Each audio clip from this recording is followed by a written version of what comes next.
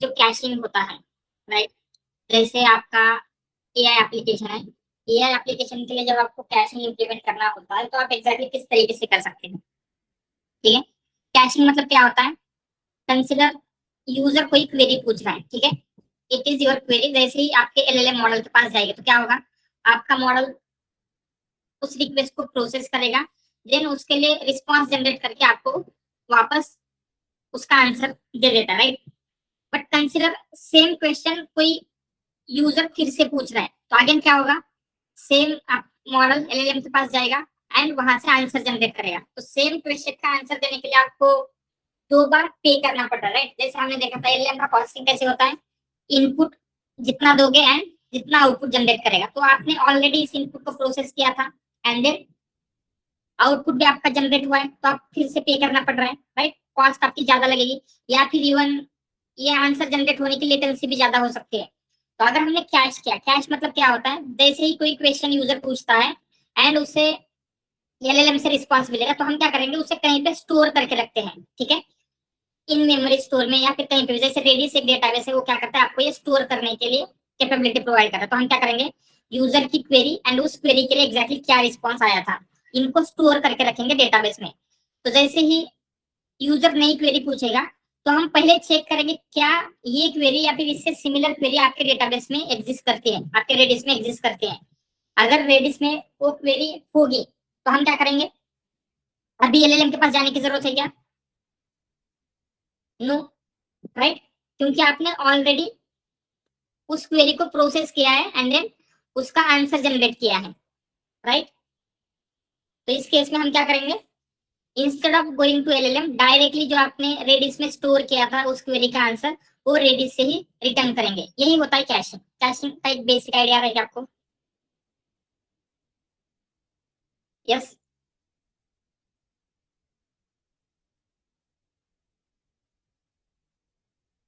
Clear है, ठीक है। एंड ये करना कैसे, इसका इम्प्लीमेंटेशन कैसे करना है वो भी हम आगे देखेंगे। तो पहले जस्ट मोंगोडीबी देख लेते हैं। मोंगोडीबी क्या है, एक डेटाबेस है जो कि की वैल्यू के फॉर्म में होता है। की वैल्यू मतलब जैसे आपका डिक्शनरी होता है, डिक्शनरी में की एंड वैल्यू होते हैं, सेम वे में मंगोडीबी में भी डेटा स्टोर किया जाता है। एंड ये एक नो एसक्यूएल डेटाबेस है, तो बहुत सारी जगह पे इसका यूज होता है, ठीक है। तो अगर आपको मंगोडीबी के साथ कनेक्ट करना है तो उसके लिए पाइथन का एसडीके या फिर पाइथन क्लाइंट इंस्टॉल करना पड़ेगा, दैट इज पाईमोंगो। पाईमोंगो क्या है, पाईमोंगो से आप आपके मंगोडीबी डेटाबेस से पाइथन से कम्युनिकेट कर सकते हैं, ठीक है। तो आपका मोंगोडीबी डेटाबेस कहीं पे होस्टेड हो सकता है, मे बी आपके लोकल में होगा, या मे बी हो सकता है किसी क्लाउड पे आपकी कंपनी ने होस्ट करके रखा हुआ है, राइट। तो हम करेंगे क्या, उसकी एक कनेक्शन स्ट्रिंग मिलती है, कुछ इस तरीके से आपकी कनेक्शन स्ट्रिंग दिखेगी, ठीक है। अगर आपको मोंगोडीबी डेटाबेस के साथ कनेक्ट करना है, जो आपकी टीम है, जो आपके मैनेजर या फिर जो सीनियर टीम है, वो उनको आपको एक कनेक्शन स्ट्रिंग मांगनी होती है। अगर आपको मोंगोडीबी के साथ कनेक्शन कनेक्ट करना है तो आपको क्या होगा, ये स्ट्रिंग आपको मिल जाएगी एंड देन उस स्ट्रिंग का क्या पैटर्न होता है, सबसे पहले मोंगो, मोंगो मतलब क्या होता है, हम मोंगोडीबी के साथ कनेक्ट कर रहे हैं, राइट।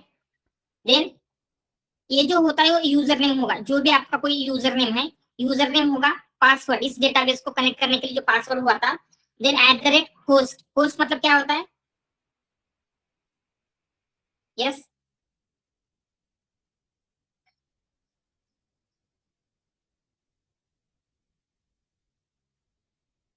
होस्ट मतलब क्या होता है, जैसे जिस मशीन पे डिप्लॉय हुआ है, राइट, जहां पे वो डिप्लॉयड है उसका आईपी रहेगा ये होस्ट एंड देन कोड। सो मंगोडीबी का डिफॉल्ट कोड होता है दिस वन, 27.27017।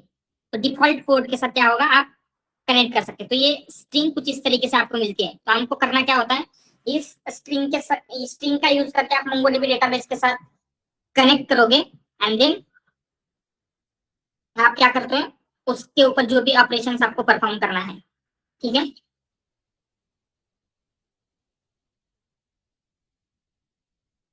ऑलराइट, तो ये कनेक्शन स्ट्रिंग देख लिया। तो अभी हम सिंपली क्या करेंगे, उसके आपका लोकल है तो लोकल के लिए कनेक्शन स्ट्रिंग कुछ इस तरीके से होगी, लोकल होस्ट ये, ठीक है। एंड मोंगोडीबी का जो स्ट्रक्चर होता है, तो सबसे पहले आपका डेटाबेस रहेगा, डेटाबेस के अंदर कलेक्शंस होते हैं, कलेक्शन के अंदर डॉक्यूमेंट, एंड डॉक्यूमेंट में आपका एक्चुअल डेटा स्टोर होगा। इसको अगर आपको एसक्यूएल के साथ देखना है तो आप ऐसे बोल सकते हैं, जैसे डीबी मतलब क्या है, आपका होल ये हम क्या करते हैं, एक्सेल फाइल जो होती है आपकी उसका एग्जांपल लेते हैं। डीबी मतलब क्या होगा, होल एक्सेल का एप्लीकेशन जो आपके लोकल में होता है, एक्सेल का एप्लीकेशन मतलब डेटाबेस। देन कलेक्शन मतलब क्या होगा, एक्सेल की एक सिंगल फाइल, राइट, एक्सेल की एक सिंगल फाइल आप क्या करते हो, ओपन करते हो, दैट इज कलेक्शन। देन उस फाइल के अंदर मल्टीपल शीट हो सकती है क्या, शीट 1, शीट 2, नीचे आपको यहाँ पे ऑप्शन दिखते हैं, राइट, दैट मीन्स आपके डॉक्यूमेंट्स हो गए। एंड की वैल्यू पेयर्स मतलब जो एक्चुअल में आपका डेटा स्टोर है रो के अंदर या कॉलम के अंदर, दैट इज की वैल्यू पेयर, ठीक है। एंड क्या होता है इसमें, आप मल्टीपल फॉर्म में डेटा को स्टोर कर सकते हैं। जैसे यहाँ पे हमने कनेक्ट कर लिया है मोंगोडीबी के साथ, एंड देन जनरली आपको डेटाबेस या फिर कुछ भी सीखना है, इवन फास्ट एपीआई वगैरह, तो वहां पे डेवलपमेंट में CRUD ऑपरेशन पॉपुलर होते हैं। CRUD ऑपरेशन मतलब आपको क्रिएट करना, रीड करना, अपडेट एंड डिलीट, ये 4 ऑपरेशंस अगर आते हैं तो आपको मोस्ट ऑफ द थिंग्स आप कर सकते हैं, ऐसे कंसिडर किया जाता है। तो इस मोंगोडीबी के CRUD ऑपरेशन एग्जैक्टली कैसे होंगे, उसी का जस्ट सिंटैक्स है वो हम देखने वाले। तो आप क्या कर सकते हैं, बाद में एक मोंगोडीबी आपके लोकल में क्रिएट करके यही नोटबुक का यूज करके देख सकते हैं एग्जैक्टली किस तरीके से वर्क हो रहा है, ठीक है। तो पहले हम क्या कर रहे हैं, यहाँ पे डेटाबेस को क्रिएट करना है। तो क्रिएट कैसे होगा, जो क्लाइंट हमने बिल्ड किया यहाँ पे, ठीक है, उस क्लाइंट में जो भी हम नेम देंगे तो क्या होगा, उस नेम से आपका डेटाबेस क्रिएट हो जाएगा। तो डेटाबेस मतलब हमने क्या कहा था, जो आपकी एक्सेल शीट होती है, राइट, एक्सेल की फाइल वो ओपन हो गई, देन उसके अंदर आपको एक सिंगल शीट क्रिएट करना है, तो वो हम क्या करेंगे, कलेक्शन क्रिएट करेंगे। तो अंडर दिस डीबी हमने यूजर डेटा नाम का एक कनेक्शन कलेक्शन क्रिएट करके रखा है। देन उसमें ये डेटा कैसे करना है, क्रिएट, रीड, अपडेट, डिलीट, ठीक है। इंसर्ट करने के लिए आपके पास 2 चीजें हैं, इंसर्ट 1, इंसर्ट मेनी। तो इंसर्ट 1 से क्या होता है, अगर आपको कोई सिंगल डॉक्यूमेंट इंसर्ट करना है, ठीक है, सिंगल डॉक्यूमेंट आपको मोंगोडीबी में इंसर्ट करना है, तो हम क्या करेंगे, इंसर्ट 1 होता है। एंड जहां पे आपको मल्टीपल डॉक्यूमेंट इंसर्ट करने हैं तो वहां पे इंसर्ट मेनी होगा, ठीक है। जैसे यहाँ पे इंसर्ट 1 में हमने क्या किया है, एंड ऑलवेज जब आप इंसर्ट करोगे आपको डिक्शनरी पास करनी होती है, ठीक है, क्योंकि ये डेटा की वैल्यू के पेयर में होगा। तो हम क्या कर रहे हैं, डिक्शनरी में ये वैल्यू पास करेंगे तो आपके डेटाबेस में ये वैल्यू पास हो जाएगी, ठीक है। देन यहाँ पे क्या हो रहा है, हम मल्टीपल वैल्यू को इंसर्ट करें तो आपको करना क्या है, लिस्ट देनी है, एंड उस लिस्ट में डिक्शनरी 1, डिक्शनरी 2, तो क्या होगा, ये जो वैल्यूज है मल्टीपल वैल्यूज इंसर्ट हो जाएगी। तो सिंपली आपको यही याद रखना है, एक सिंगल ये आपको करना है, सिंगल डॉक्यूमेंट इंसर्ट करना है तो इंसर्ट 1, मल्टीपल करना है तो इंसर्ट मेनी। देन यहाँ पे रीड डेटा, रीड मतलब जो ऑलरेडी मंगोडीबी में डेटा एग्जिस्ट करता है वो डेटा आपको रीड करना है। तो उसके लिए भी 2 ऑप्शन है, एक है फाइंड 1, मतलब ये क्या करेगा, आपको सिंगल डॉक्यूमेंट फाइंड करके देता है, एंड फाइंड सिर्फ फाइंड है, वो क्या करेगा, एक लिस्ट ऑफ डॉक्यूमेंट देगा जिसमें मल्टीपल डॉक्यूमेंट हो सकते हैं। तो करना क्या है, आपका कुछ इस तरीके से रहेगा, कलेक्शन डॉट फाइंड 1, एंड इसके अंदर आपको कंडीशन देनी है। कंडीशन मतलब जिस कंडीशन के ऊपर आपको फाइंड करना होता है, ठीक है। जैसे फाइंड 1 नेम यूजर 4 दिया तो ये क्या फाइंड करेगा, ऐसे कितने डॉक्यूमेंट है जहां पे नेम जो है वो यूजर 4 है, तो ऐसे डॉक्यूमेंट ये रिटर्न करेगा। तो फाइंड 1 में क्या होता है, जो टॉप पे डॉक्यूमेंट होगा सिर्फ वो सिंगल डॉक्यूमेंट ही पास करेगा, ठीक है। एंड यहाँ पे हमने क्या किया, फर्स्ट में जैसे आपने नेम यूजर 4 दिया तो यूजर 4 की सारी डिटेल आपको यहाँ पे शो कर रहा है, बट कंसिडर आपको सारी डिटेल नहीं देखनी है, आपको सिंपली यूजर का ईमेल देखना है। तो आप क्या करते हो, यहाँ पे ईमेल 1, ईमेल 1 मतलब जो फील्ड आपको देखनी है उसको 1 करना है। एंड जैसे ये आईडी बाय डिफॉल्ट शो करता है तो आपको नहीं करना है, तो उसके लिए 0 करेंगे। तो क्या होगा, सिंपली यूजर 4 जहां पे भी नेम है उसका सिर्फ ईमेल आपको यहाँ पे शो होगा, ठीक है। ये क्या होगा, फाइंड 1। सो फाइंड मेनी मतलब क्या है, जैसे हमने यहाँ पे फाइंड किया एंड जेंडर मेल किया है, मतलब ये क्या करेगा, जितने भी डॉक्यूमेंट जहां पे जेंडर मेल है उन सब की लिस्ट आपको मिल जाती है। तो हमने उसको लिस्ट में कन्वर्ट किया, तो आपको उन सारे डॉक्यूमेंट की लिस्ट मिलेगी जहां पे जेंडर मेल है, राइट। देन हमने यहाँ पे क्या किया है, gender male, name 1, email 1, ID 0। इसका मतलब क्या होगा, instead of showing all this information, अभी आपको क्या शो करेगा, सारे मेल का सिर्फ नेम एंड ईमेल, ठीक है। तो यहाँ पे क्या कर रहा है, सारे यूजर का नेम एंड सिर्फ ईमेल शो कर रहा है, ठीक है। देन यहाँ पे आपको फाइंड करने के लिए कुछ कंडीशंस भी होती है, जैसे डॉलर देंगे एंड देन उसके आगे कंडीशन होती है। डॉलर जीटी मतलब क्या होता है, ग्रेटर देन, डॉलर जीटी मतलब ग्रेटर देन इक्वल टू, ठीक है। डॉलर इक्यू मतलब क्या होता है, इक्वल टू होगा। यानी मतलब not equal to, LT less than, LT less than equal to in मतलब फ्रॉम गिवन लिस्ट। तो हम क्या कर सकते हैं, जैसे यहाँ पे हमने दिया एज एंड एलटी 30, तो इसका क्या मीनिंग होगा, what do mean by LT,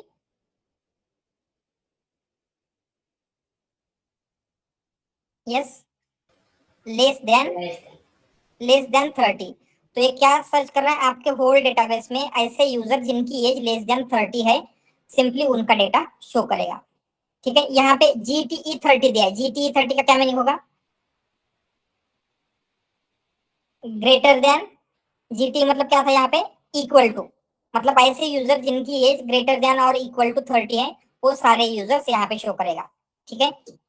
यहाँ पे सेम वे में हम क्या कर रहे हैं, जीटी 30 एंड उनका सिर्फ नेम एंड ईमेल फेच कर रहे हैं। देन यहाँ पे हमने दिया एज इन मतलब क्या है, ऐसे यूजर जिनकी एज 20, 30, 40 या फिर 50 है। अदर देन दिस, अगर 21 है, 35 है, 46 है, वो यूजर्स मिलेंगे क्या आपको, नो, राइट। ओनली वो यूजर्स जिनकी एज 20, 30 एंड 40 है, 40 एंड 50 है, सिर्फ वही यूजर्स यहाँ पे आपको फेच होके मिलेंगे, ठीक है। अगेन आप मल्टीपल कंडीशंस कंबाइन कर सकते हो, जैसे और मतलब क्या होगा, और का क्या मीनिंग होता है, और एंड और कब यूज करेंगे, जब एनी वन कंडीशन आपको ट्रू चाहिए। एंड कब होता है, एंड मतलब जहां पे आपको दोनों कंडीशंस ट्रू चाहिए, राइट। तो यहाँ पे हमने क्या किया है, एंड कंडीशन दी है, and then age GT 30, gender male. तो इसका मतलब क्या होगा, कौन सा डेटा फेच होगा,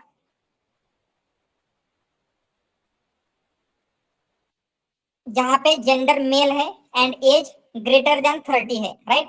सिंपली वो डेटा जहां पे ये दोनों कंडीशन सेटिस्फाई होती है, ऐसा ही डेटा फेच होगा। तो यहाँ पे क्या हुआ है, मेल 50 एंड ए मेल 66, ये डेटा फेच हुआ है, ठीक है। एंड इवन आप क्या कर सकते हो, कलेक्शन फाइंड एएमटी देंगे एंड देन उसको डेटा फ्रेम में कन्वर्ट कर सकते हो। तो क्या होगा, जैसे इफ यू रिमेम्बर हमने आपके एनएलपी के प्रोजेक्ट में कहा था, क्या कर रहे थे हम, जो भी डेटा आपके पास आपके मंगोडीबी में था, आपको डेटा कैसे मिला था एनएलपी के प्रोजेक्ट के लिए, यस,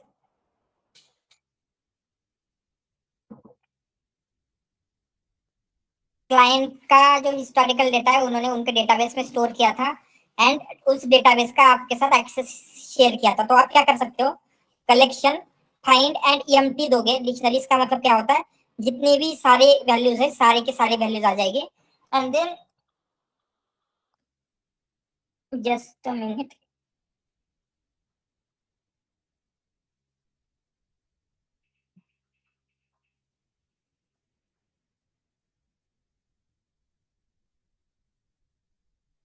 ठीक है। तो यहाँ पे क्या आने वाला है, आपका सारा डेटा होगा एंड आपने सिर्फ आईडी को 0 रखा है, मतलब अदर देन आईडी सारे के सारे वैल्यूज आपको शो होने वाली है, ठीक है। बट आपको कोई स्पेसिफिक कॉलम कॉलम चाहिए तो आप उस कॉलम का नेम दोगे, वहां पे 1 रखोगे, जैसे नेम 1, एज 1, जेंडर 1, तो क्या होगा, सिर्फ उतनी ही वैल्यू आपको फेच होके मिलेगी। एंड देन हम सिंपली क्या कर रहे हैं, ये जो फाइंड हुआ है सारा डेटा उसको डेटा फ्रेम में कन्वर्ट कर रहे हैं। सो इस डेटा फ्रेम के बाद आपको उसमें सीएसवी में जैसे करना है, जैसे यहाँ पे हमने क्या किया, df.tocsv complaint.csv, तो क्या होगा, वो कंप्लीट डेटा आपको जहां पे स्टोर करना है आप वहां पे उनको स्टोर कर सकते हो, ठीक है। Just give me 2 minutes।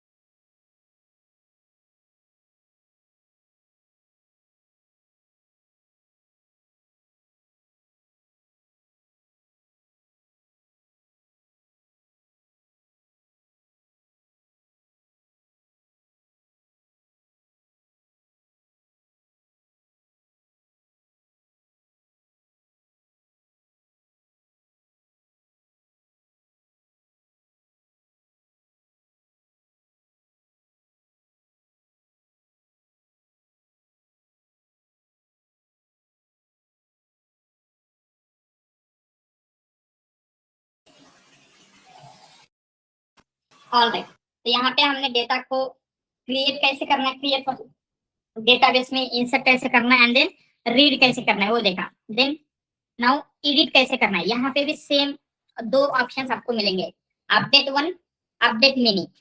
तो अपडेट वन क्या करता है, एक सिंगल वैल्यू अगर आपको अपडेट करनी है तो अपडेट वन होगा, एंड एक साथ जितनी भी कंडीशन सेटिस्फाई होती है वहां पे मल्टीपल वैल्यूज को अपडेट करना है तो अपडेट मिनी होगा।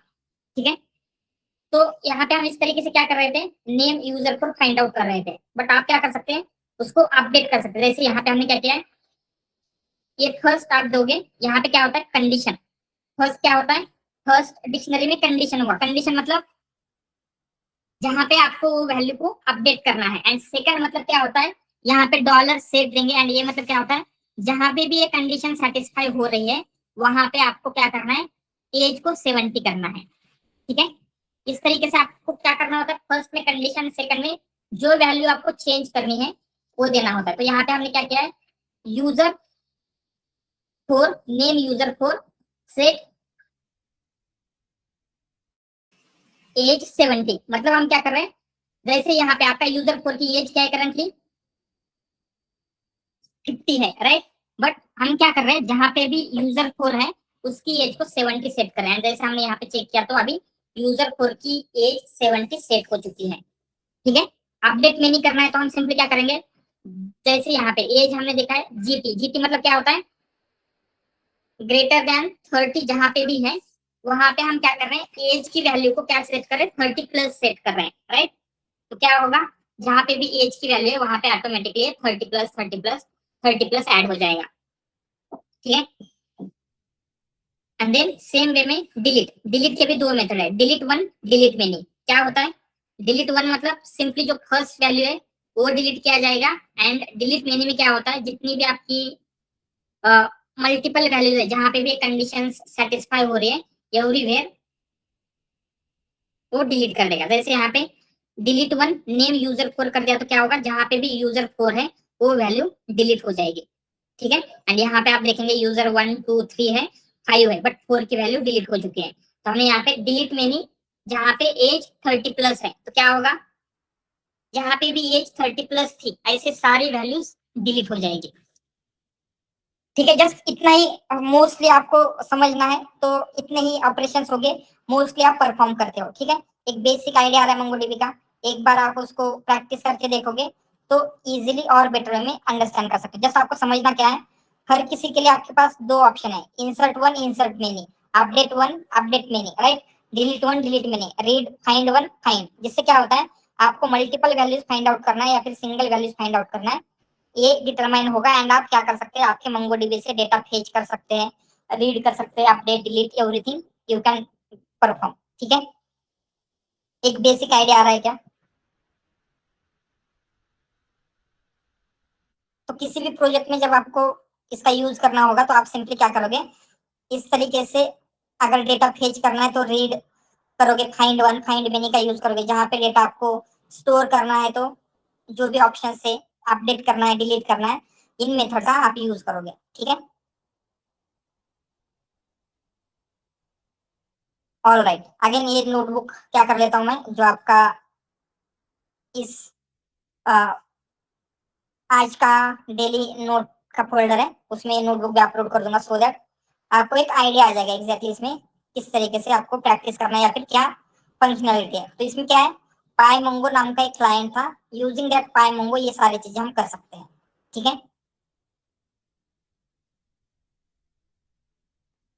ऑल राइट, नेक्स्ट अभी हम रेडिस के बारे में भी एक इंफॉर्मेशन लेंगे, एंड देन रेडिस के लिए कैशिंग के लिए भी रेडिस का यूज होता है। तो कैशिंग कैसे कर सकते हैं आप, राइट, आपका कोई भी एलएलएम एप्लीकेशन है तो उसके लिए रेडिस में कैसे कैशिंग करेंगे वो भी हम क्या है यहाँ पे करके देखते हैं। तो रेडिस क्या है, it is also database, but ये जो डेटाबेस है ये इन मेमोरी है। इन मेमोरी मतलब क्या होता है, yes, what do mean by in memory.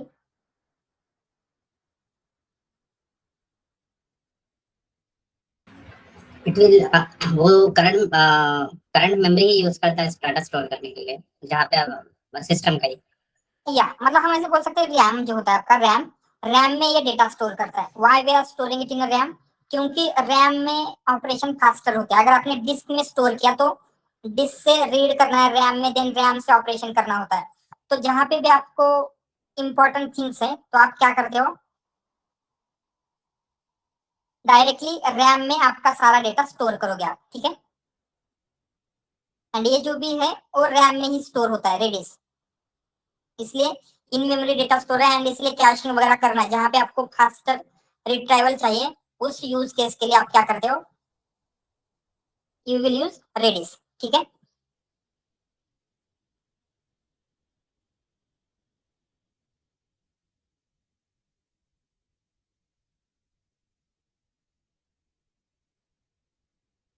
Alright, ठीक है।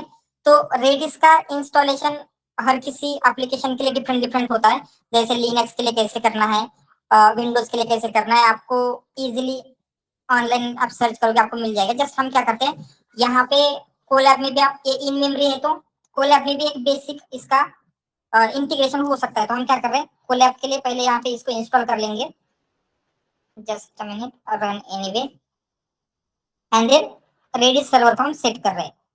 एंड रेडिस सर्वर मतलब चल रहा है या नहीं, रेडिस आपका डेटाबेस कनेक्टेड है या नहीं, ये चेक करने के लिए आप क्या कर रहे हैं, रेडिस CLI से पिंग नाम का एक कमांड दे रहे हो। तो अगर ये रिटर्न में पॉइंट देता है मतलब क्या है, आपका डेटाबेस सेटअप है, ठीक है। आप इनके साथ कनेक्ट कर सकते हो एंड उसका यूज कर सकते हो। सर रेडी से कनेक्ट करने के लिए कुछ कनेक्शन स्ट्रिंग्स या फिर कोई यस, क्रेडेंशियल्स नहीं लगते?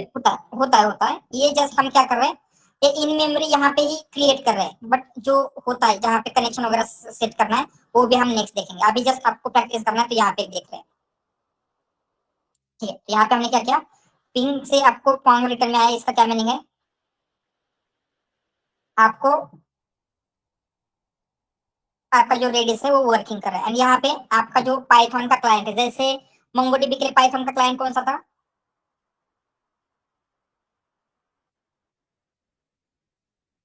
यस, पाइमोंगो। पाइमोंगो। तो सेम वे में यहाँ पे रेडिस नाम का एक लाइब्रेरी है, उसको इंस्टॉल करना है तो pip इंस्टॉल रेडिस करेंगे,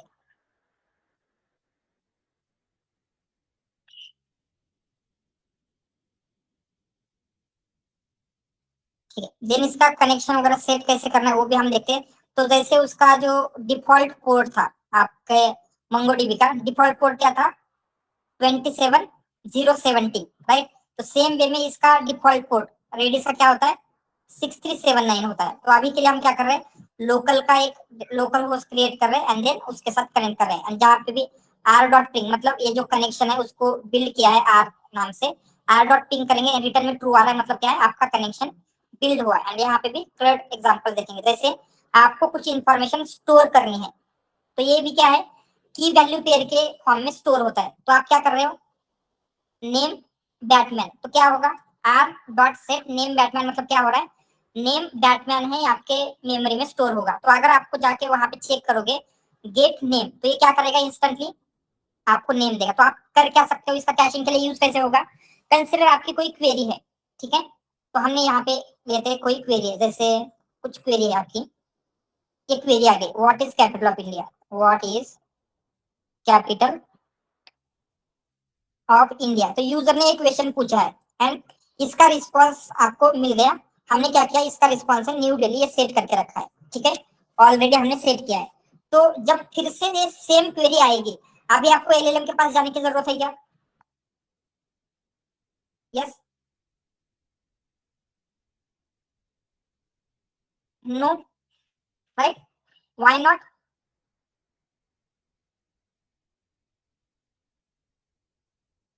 क्योंकि आपका डेटा, जैसे मैंने कहा था कैशिंग मतलब क्या होता है, यहाँ पे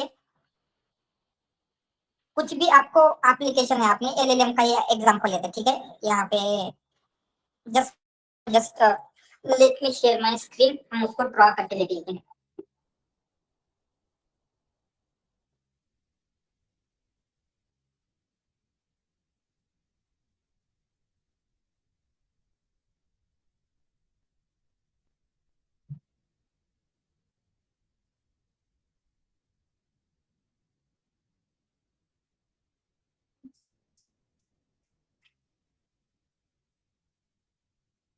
इज इट विजिबल? ये नोट पैड दिख रहा है क्या आपको? ठीक है, होता कैसे है पहले वो हम देख लेते हैं, ठीक है। तो बिफोर रेडिस या फिर बिफोर कैशिंग कैसे वर्क होगा आपका एलएलएम, आप मतलब ये ऑलमोस्ट आप डेटाबेस या फिर हर जगह के लिए कैशिंग कर सकते हैं, बट आपको एलएलएम स्पेसिफिक देखना है, तो एलएलएम में एक किस तरीके से कैशिंग होगा वो देख लेते हैं। तो ठीक है, यहाँ पे हम लिखते हैं बिफोर कैशिंग।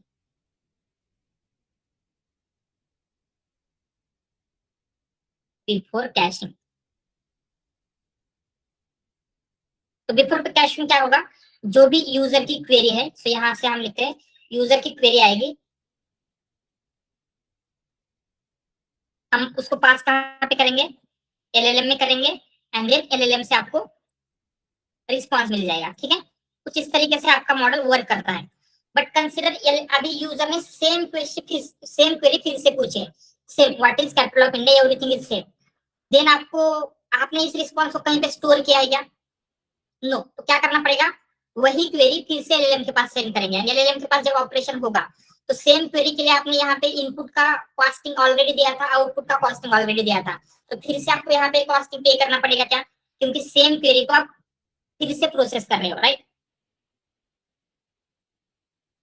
बट जब हम कैशिंग करते हैं तो कैशिंग में एग्जैक्टली होता क्या है, यहाँ पे हम देख लेते हैं। After caching,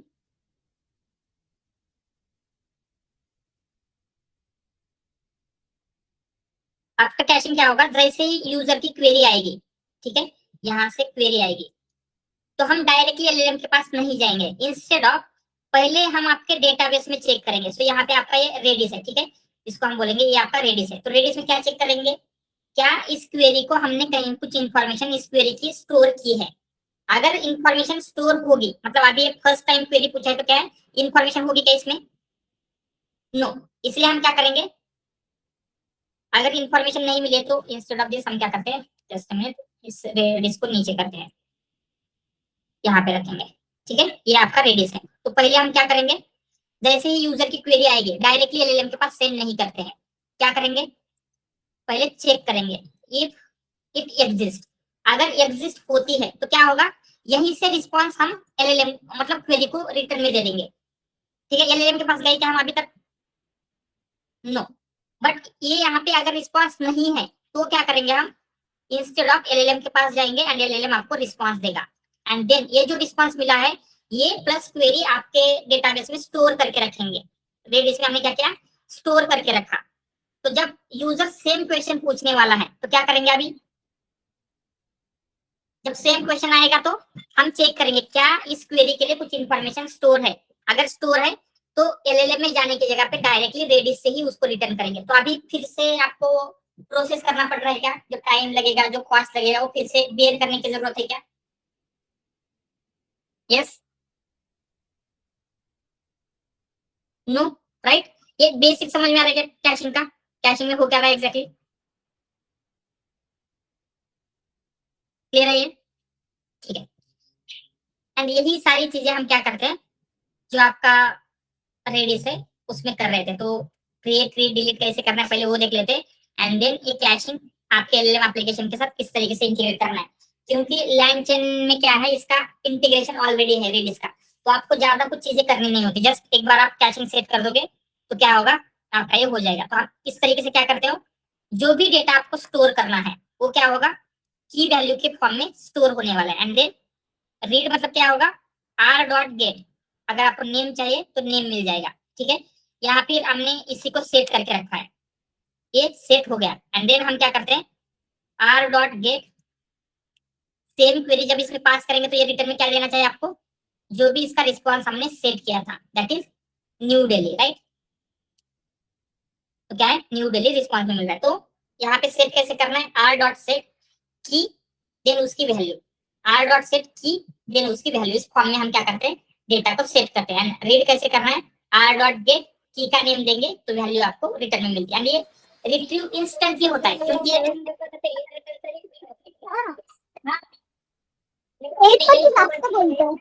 okay. तो हम क्या देख रहे हैं, ये जो हो रहा है यहाँ पे इन मेमोरी है, इन मेमोरी मतलब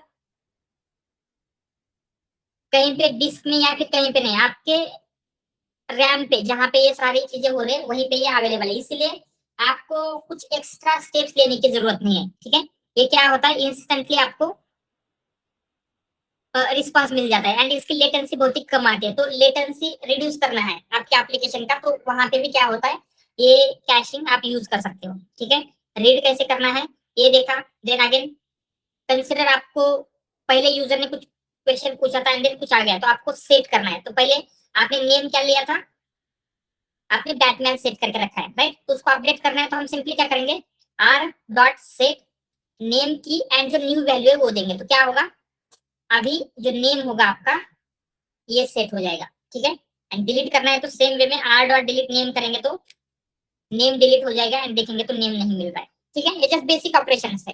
क्या क्या है, आर डॉट सेट जिससे इंफॉर्मेशन स्टोर होती है, आर डॉट गेट जिससे हम फेच कर सकते हैं, देन डिलीट के लिए आर डॉट डिलीट। जस्ट इतने तीन वैल्यू है, ये आपको याद रखना है, सिंपल। देन नॉट जस्ट वो सिंगल वैल्यू, आप कंप्लीट पाइथन पाइथन डिक्शनरी भी क्या कर सकते हो, स्टोर कर सकते हो। जैसे आपको क्या करना है, यहाँ पे जेसन लेना है एंड ये आपकी डिक्शनरी है, नेम बैटमैन एज 30, इसको आपको स्टोर करना था। तो आप क्या करोगे, R dot set user one, because ये आपका यूजर है एंड ये सारी इंफॉर्मेशन दे रहे हैं, मतलब ये यूजर की आईडी के साथ उसकी सारी इंफॉर्मेशन सेट हो जाएगी। ठीक है, एंड रिट्राइव ऐसे करना है, जेसन डॉट लोड करेंगे, आर डॉट लोड, तो क्या होगा, ये जो सारी इंफॉर्मेशन है फेच होगी। तो आप क्या कर सकते हो, कंप्लीट डिक्शनरी मतलब मल्टीपल वैल्यूज को एक साथ सेट एंड एक साथ रिट्रीव भी कर सकते हो फ्रॉम हियर। देन अभी मेन जो है आपका रेडिस का यूज करना है, एलएलएम एप्लीकेशन में कैशिंग कैसे करनी है, राइट, वो आपको देखना है। तो वही हम देखेंगे, इसका इम्प्लीमेंटेशन कैसे करना है। तो ये जो रेडिस आता है, इसका ये ओपन सोर्स है, मतलब आप आपके लोकल में डाउनलोड करके उसको सेटअप भी कर सकते हो। ठीक है, या फिर ये क्लाउड में भी आता है। ठीक है, तो आप क्या करोगे, क्लाउड में भी इसको सेटअप कर सकते हो। तो यही देखेंगे हम क्लाउड में सेटअप कैसे करना है। ठीक है, तो इसके लिए ये फ्री में भी अवेलेबल है, मतलब फ्री में आई थिंक कुछ 30 MB का कुछ स्टोरेज आपको मिलता है। ठीक है, उस यूआरएल पे जाना है एंड आपको अकाउंट साइन इन करना है। जस्ट कैसे करना है वो देख लेते हैं, जस्ट अ मिनट।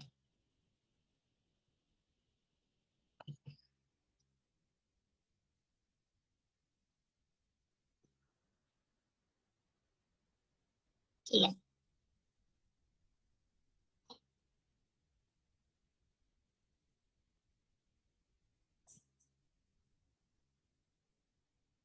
ये यूआरएल है, यहाँ पे सिंपली जाना है आपको एंड यहाँ पे आप सेट करोगे रेडिस फ्री। तो क्या होगा, जो रेडिस का क्लाउड पे अवेलेबल है वहां पे आपको अकाउंट क्रिएट करना है। अकाउंट कैसे क्रिएट करना है, simply sign in with Google या फिर गिटहब कर सकते हो, या फिर जो भी आपकी इन्फॉर्मेशन है वो डालोगे, जैसे आप नॉर्मल करते हो।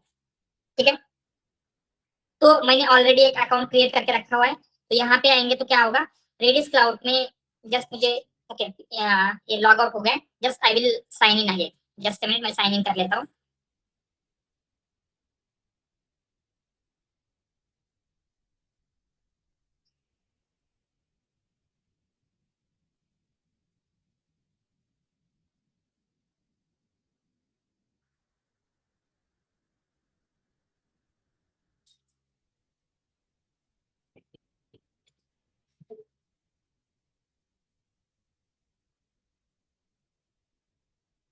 ठीक है, तो अकाउंट साइन इन करने के बाद आपको कुछ इस तरीके का इंटरफेस दिखेगा, मतलब करंट ये क्या बोल रहा है, आपके पास कोई भी डेटा से डेटाबेस अवेलेबल नहीं है। तो आपको करना क्या होगा, एक न्यू डेटाबेस क्रिएट करना पड़ेगा। तो हम क्या करते हैं, न्यू डेटाबेस क्रिएट कर लेते हैं, न्यू डेटाबेस। तो यहाँ पे आपको ऑप्शन आ रहे हैं, ये क्या है, इसमें आपको $5 पर मंथ देना है। उसमें क्या क्या मिलेगा आपको, इतना स्पेस मिलेगा।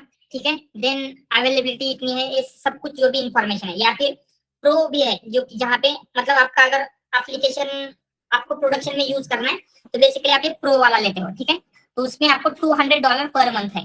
बट अभी के लिए आपको फ्री का देखना है, तो यहाँ पे नीचे लिख रहा है क्या, ट्राई 30 MB फॉर फ्री। तो ये कम्प्लीटली फ्री होता है, आप फ्री में यूज करना है तो आप इसका यूज करोगे। देन आपको यहाँ पे डेटाबेस को जो नेम देना है वो नेम दे सकते हो। ठीक है, जो आप करंटली यही रखते हैं, अदरवाइज आप खुद से यहाँ पे चेक करोगे। देन डेटाबेस का वर्जन ही सेम रखना है। देन यहाँ पे तीनों ये आपको मिल जाते हैं, AWS के ऊपर आपका डेटाबेस होस्ट करना है, जीसीपी के ऊपर या फिर एजूर के ऊपर, एडब्ल्यूएस सेलेक्ट करते हैं, देन उसका रीजन भी सेलेक्ट करना होता है। Why this region is important? Yes, हमने देखा था लास्ट टाइम। यस,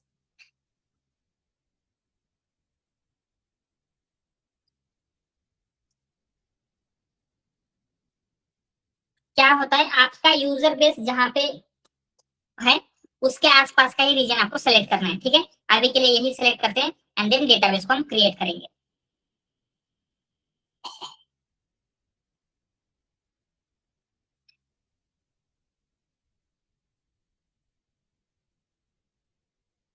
ओके, यहाँ पे क्या हुआ है, आपका डेटाबेस अभी क्रिएट हो रहा है। ठीक है, will wait for few more minutes.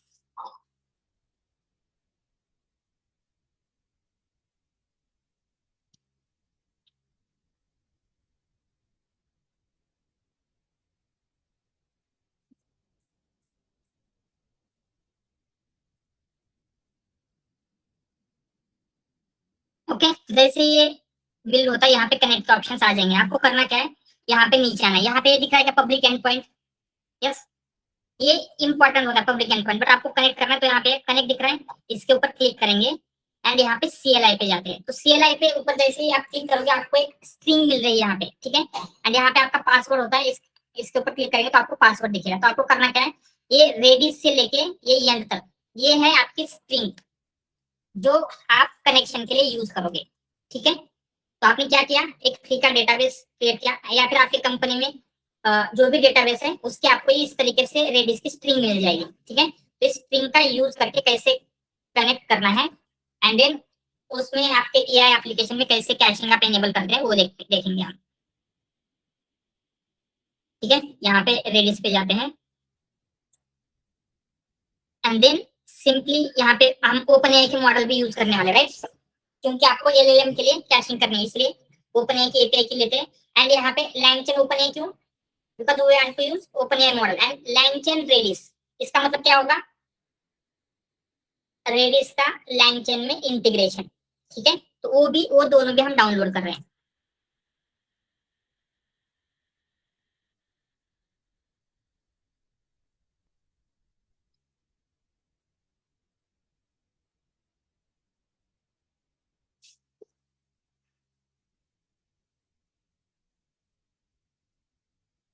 ठीक है, क्या हो गया, लैंगचेन ओपन है, लैंगचेन रेडिस डाउनलोड कर लेंगे। यहाँ पे आपको क्या क्या चाहिए वो सब कुछ हम लेते हैं। सबसे पहले हमने लिया है यहाँ पे लैंगचेन कोर ग्लोबल से सेट एलएलएम कैशे। ठीक है, एलएलएम के लिए अगर आपको कैशे सेट करना है, सिंपली इतना आपको चाहिए।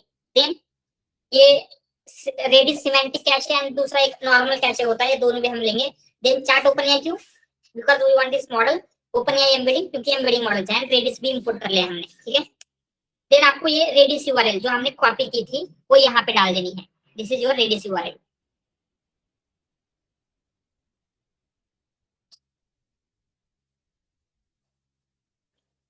तो क्या होगा अभी, इस यूआरएल से रेडिस डॉट फ्रॉम यूआरएल, इस रेडिस यूआरएल के साथ हम कनेक्ट करें and Redis client dot ping, अगर ट्रू आता है मतलब आप रेडिस के साथ कनेक्ट हो चुके हैं। ठीक है, तो जो डेटाबेस आपने क्लाउड पे बिल्ड किया था अभी अभी, उस डेटाबेस के साथ आप कनेक्ट हो चुके हो। ठीक है, तो आपको क्या करना है, स्टैंडर्ड कैशे। स्टैंडर्ड कैशे मतलब क्या होता है,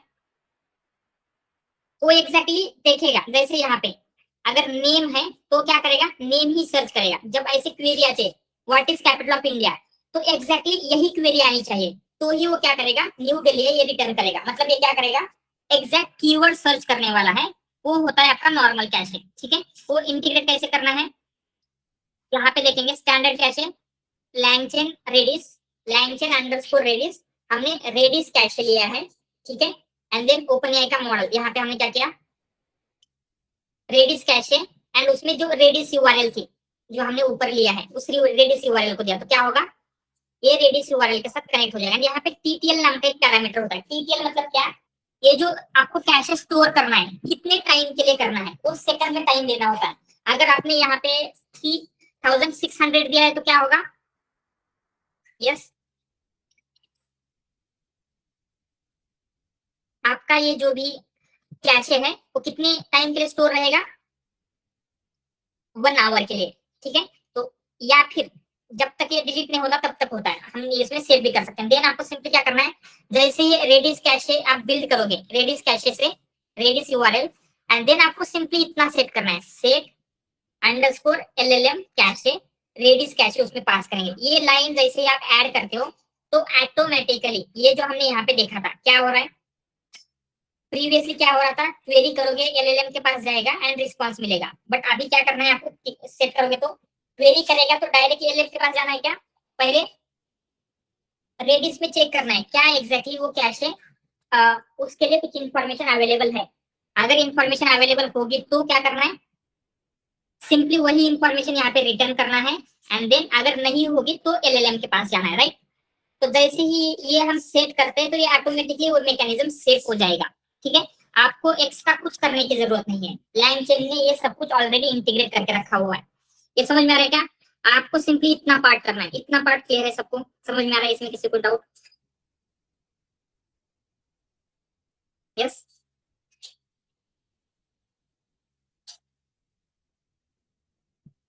क्लियर है ना ये, रेडिस यूआरएल लिया एंड देन हमने क्या किया, लैंग चेन अंडरस्कोर रेडिस से रेडिस कैशे इंपोर्ट किया है एंड सेट एलएलएम कैशे, ये सेट एलएलएम कैशे आपको कहां से मिला, लैंग चेन कोर ग्लोबल से सेट एलएलएम कैशे। तो क्या होगा, अभी आपका हर एक एलएलएम का कॉल पहले रेडिस में चेक होगा, अगर उसमें स्टोर है तो वहीं पे आंसर मिलेगा। तो हमने क्या किया है, आपका एक एलएलएम सेट किया है एंड देन हम जस्ट टाइम मेजर कर रहे हैं, क्योंकि यहाँ पे टाइम से ही आपको पता चलेगा एक्चुअली एलएलएम को कॉल कर रहा है या फिर डायरेक्टली कैशे से दे रहा है। तो क्या हो रहा है, स्टार टाइम, देन यहाँ पे एलएलएम को इन्वोक कर रहे हैं एन टाइम, तो हम क्या क्या रिटर्न कर रहे हैं, result and and minus star time. इससे क्या मिलेगा आपको, एग्जैक्टली आपको ये रिजल्ट एग्जीक्यूट होने में कितना टाइम मिला है। ये फंक्शन समझ में आ रहा है क्या? Yes, Redis cache is not defined, इसको रन कर लेते हैं। ये फंक्शन समझ में आ रहा है? ठीक है, अभी हम क्या कर रहे हैं, जैसे हमने एक क्वेश्चन पूछा एलएलएम को, explain the concept of caching in 3 sentences, and then क्या कर रहे हैं, यहाँ पे इसमें ये प्रॉम्प्ट पास करेंगे तो क्या होगा, उस रिस्पांस को जनरेट होने में कितना टाइम लगा एंड एग्जैक्टली क्या रिजल्ट मिला, ये आपको रिटर्न होने वाला है। ठीक है, ये जनरेट हो रहा है एंड ये आपको रिजल्ट मिला, तो आपको कितने टाइम में इसका रिस्पांस मिला है, 2.88 सेकंड्स। तो अगर हम अभी सेम क्वेश्चन पूछेंगे तो आपको एलएलएम के पास जाने की जरूरत है क्या? Yes,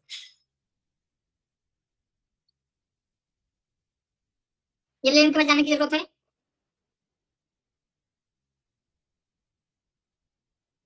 no, no, why? क्योंकि ये आपके कैशे में ऑलरेडी स्टोर है, तो वही सेम क्वेश्चन हम यहाँ पे फिर से पूछ रहे हैं, तो यहाँ पे क्या होगा, डायरेक्टली कैशे से रिस्पांस मिलेगा। तो आपको अगर एलएलएम के पास जाते तो आपको अराउंड 2.88 सेकंड इतना टाइम लगता, बट जैसे हम यहाँ पे फिर से क्वेश्चन पूछते हैं तो आपको इंस्टेंटली रिस्पांस मिला, कितने टाइम में मिला है, 0.02 सेकंड। व्हाई इतनी इंस्टेंटली मिला, क्योंकि आप एलएलएम के पास गए ही नहीं, आपने क्या किया है, सिंपली आपके कैशे से रिस्पांस निकाल के दिया है। तो यहाँ पे आपका लेटेंसी इंप्रूव हो रहा है, राइट। सेम क्वेश्चन के लिए आप फिर से एलएलएम के पास नहीं जा रहे हो, आगे आपका कॉस्ट भी यहाँ पे स्टोर हो, मतलब सेव होगा क्या? Yes,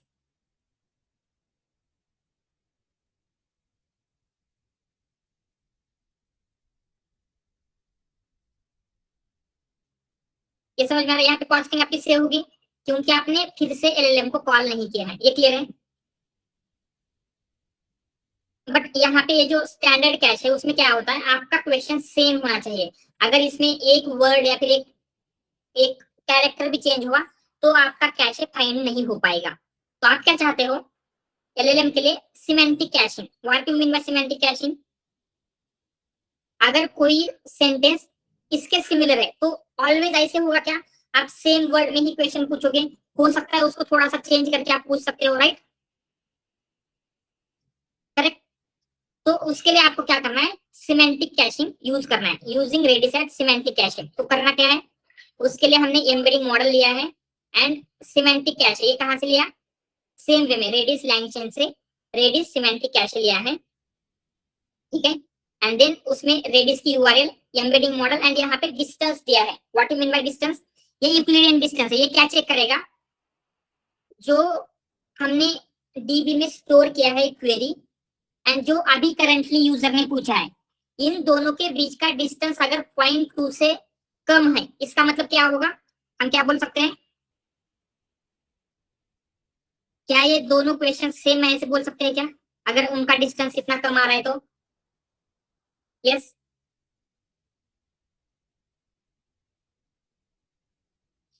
yes. Yes. तो हम सिंपली क्या चेक करेंगे, यहाँ पे सिमेंटिक कैचे में एग्जैक्ट वर्ड्स नहीं देखने वाले, यहाँ पे क्या हो रहा है, स्टैंडर्ड कैचे में अगर आपका सेम क्वेश्चन होगा तो ही आपका कैश हिट होने वाला है, मतलब आपको कैश से रिस्पॉन्स मिलेगा। बट यहाँ पे क्या होगा, अगर सिमेंटिकली सिमिलर सेंटेंस आता है तो भी हम सेम रिस्पॉन्स देंगे। तो यहाँ पे ये लिया है एंड सेम, जैसे हमने क्या किया, set LLM cache equal to ये जो सिमेंटिक कैश है वो दे दिया। तो हमने एक फर्स्ट प्रॉम्प्ट लिया, क्या है, what is the capital of France, and then यहाँ पे हम क्या कर रहे हैं, उसके लिए कितना टाइम लगा ये एवरीथिंग निकाल रहे हैं, ठीक है, आपका रिजल्ट एंड आपका प्रॉम्प्ट। तो आपका प्रॉम्प्ट क्या था, क्या है, क्या हुआ इसको, while searching zero what is error. एक काम करते हैं, उसको फिर से ये कर लेते हैं, रेडिस कैश है, ठीक है। मे भी क्या हुआ होगा, पहले हमने स्टैंडर्ड कैशे सेट किया, अभी सीमेंट की कैशे कर रहे हैं, एंड बिकॉज ऑफ दैट ये ये नहीं हो पा रहा है, मतलब पहले उसको एज हम स्टैंडर्ड कैशे यूज कर रहे थे, बट अभी सीमेंटिक कैशे यूज कर रहे हैं। तो ये जो उसका ये होता है, क्या बोल सकते हैं हम, डिफरेंस है, वो क्या हो रहा है, ये नहीं हो पा रहा है, इसलिए क्या होगा कि आपको ये इस तरीके से रिस्पॉन्स नहीं दे रहा है। तो हम सिंपली क्या कर सकते हैं, जो भी आपका कैशे है वो पहले आपको डिलीट करना पड़ेगा, ठीक है। तो डिलीट करना बहुत ही सिंपल है, I think cache dot delete something होता है, उसी का यूज करेंगे, कैशे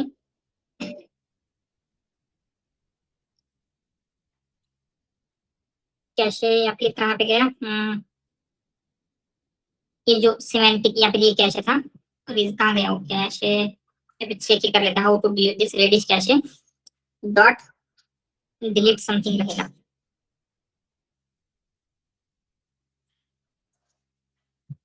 डिलीट है क्या या क्लियर है, आई थिंक क्लियर से, क्लियर है क्या, क्लियर करके देखते हैं, ठीक है। तो क्या हो गया, आपका ये क्लियर हो गया, नाउ इट शुड वर्क। क्या हो रहा है, सिमेंटिक कैश में क्या हो रहा है, एट्रीब्यूट, जस्ट एक बार चेक कर लेते हैं, ये रख रही है,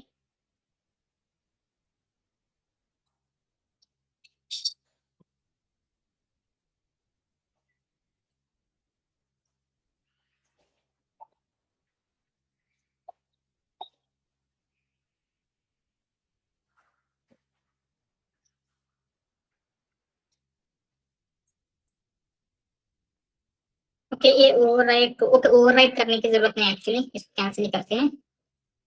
आई थिंक दूसरा है कुछ, क्लियर की जगह पे कुछ दूसरा है, क्या एट्रीब्यूट क्या है, डॉट, क्या क्या ऑप्शन है, प्रीफिक्स टीडीएस अपडेट लुक, ये clear, wait, clear Redis cache in Python, क्या है एग्जैक्टली, आई थिंक उसका फ्लश कुछ फंक्शन है, फ्लश नाम का कुछ फंक्शन है, let's see, yes I think ये फ्लश ऑल है, ये करके देखते हैं,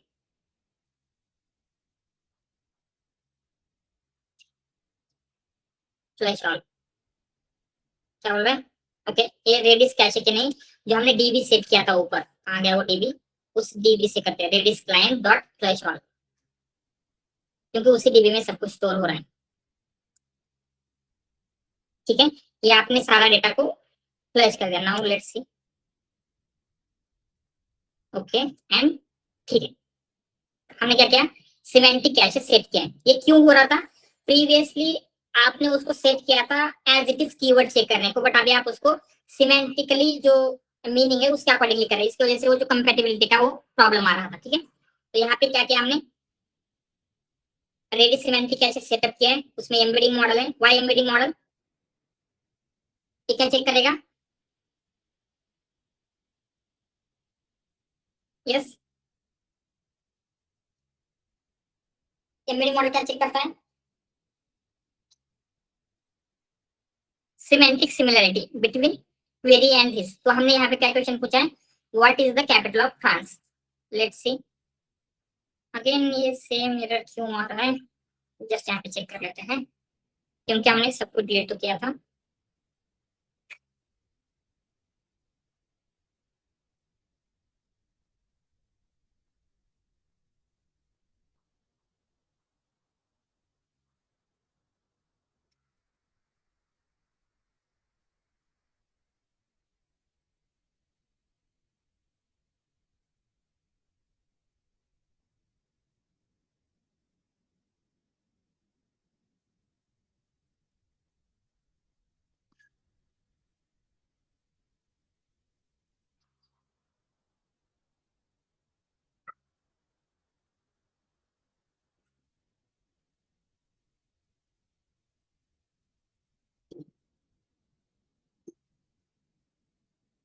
ओके, क्या बोल रहा है, हाउ रेडिस सर्च इंडेक्स और बिकम करप्टेड। ठीक है, रेडिस क्लाइंट ये तो किया था हमने। Okay, overwrite equal to true करके लिखते हैं, या फिर से एक बार फ्लैश करेंगे, फ्लैश ऑल ही किया था ना हमने। आ गया, yes, all right. Why it is giving same error. Overwrite equal to true करके देखते हैं, maybe because of this कुछ हो रहा होगा।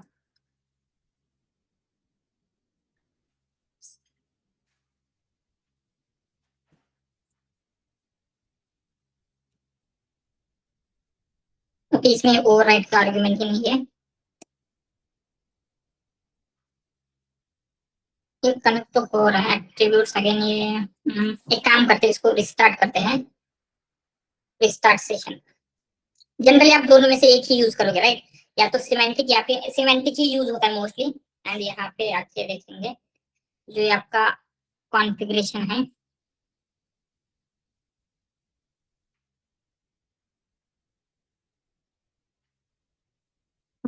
ओके, ये दो दो यूजर्स दिखा रहा है। ठीक है, पहले इसको डिलीट करके न्यू क्रिएट कर रहे थे, क्योंकि 80% जो भी है ऑलरेडी इसका यूजर्स बता रहा है। ठीक है, न्यू डेटाबेस, ट्राई 3। ठीक है, सब कुछ एज इट इज रखेंगे, जस्ट डेटाबेस क्रिएट कर लेते हैं।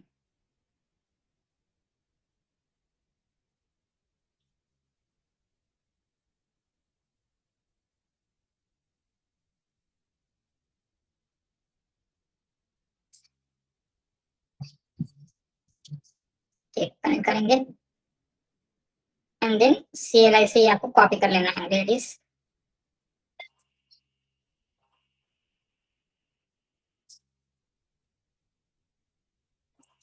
ओके, इसको करके देखते फिर से, एंड इसको भी रन टाइम रिस्टार्ट करते हैं।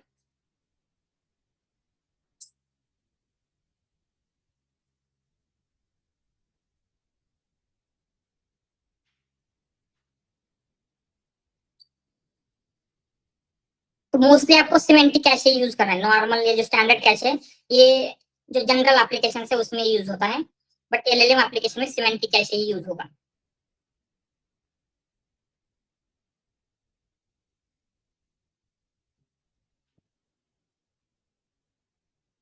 ठीक है, एंड देन इसकी जगह पे हम डायरेक्टली क्या करेंगे, इस स्टैंडर्ड कैश की जगह पे इस सिमेंटिक कैशे पहले इंपोर्ट कर लेना है। कैसे इंपोर्ट कर रहे थे, सेम वे में, रेडियस कैश है ये।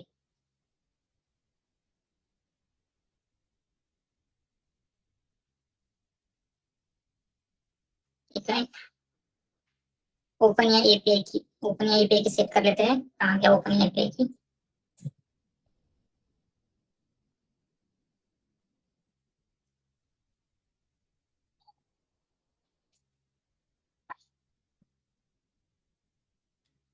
सेट LLM कैश है, एंड सिंपली हम चेक करेंगे। ओके, एक फंक्शन भी बिल्ड नहीं हुआ है, कहाँ गया वो फंक्शन, उसको फिर से बिल्ड कर लेते हैं।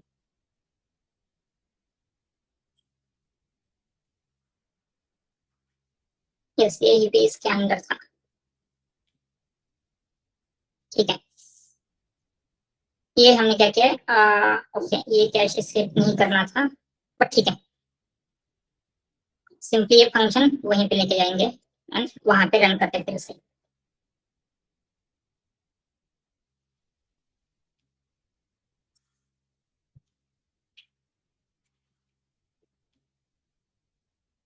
तो अभी क्या हुआ है, what is capital of France, ये आपका क्वेश्चन ओरिजिनल क्वेरी है, राइट।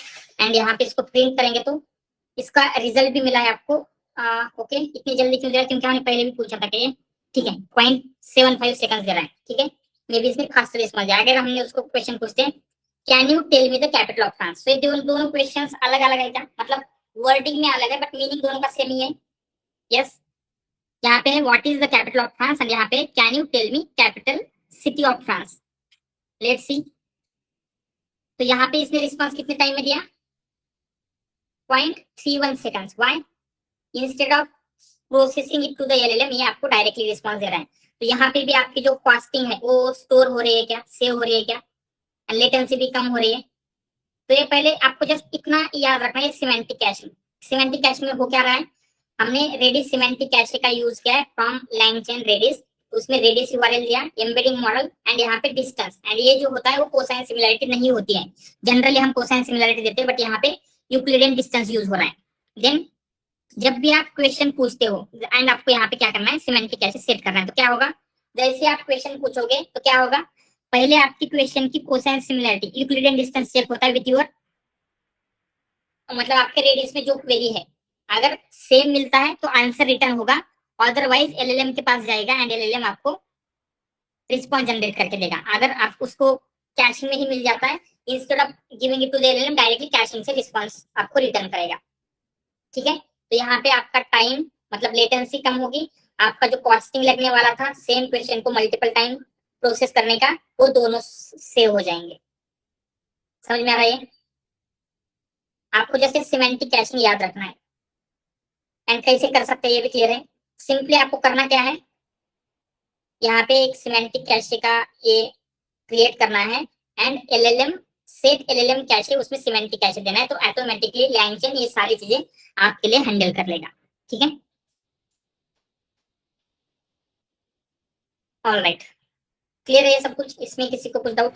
सर वो नॉर्मल इंडेक्सिंग जब अपन करते हैं तब उसमें अपने को वेक्टर डीबी का नाम देना होता है, तो यहाँ पे बाय डिफॉल्ट रेडिस में ही सेव करता है सारी वेक्टर डेटाबेस, वेक्टर जो भी क्वेरी होता है उसका वेक्टर रिप्रेजेंटेशन। क्योंकि हमने यहाँ पे क्या किया है, जब ये सिमेंटिक कैशे आपके कर रहे हैं तो यहाँ पे रेडिस यूआरएल पास किया है। ये रेडिस यूआरएल कहाँ से मिली आपको, जो हमने आपके क्लाउड से लिया है। तो क्या हो रहा है, उस यूआरएल से ये कनेक्ट हो रहा है उस डेटाबेस के साथ, राइट। तो आपको एक्स्ट्रा कुछ देने की जरूरत नहीं, इस यूआरएल पे ही ये सारी चीजें हैंडल कर लेगा।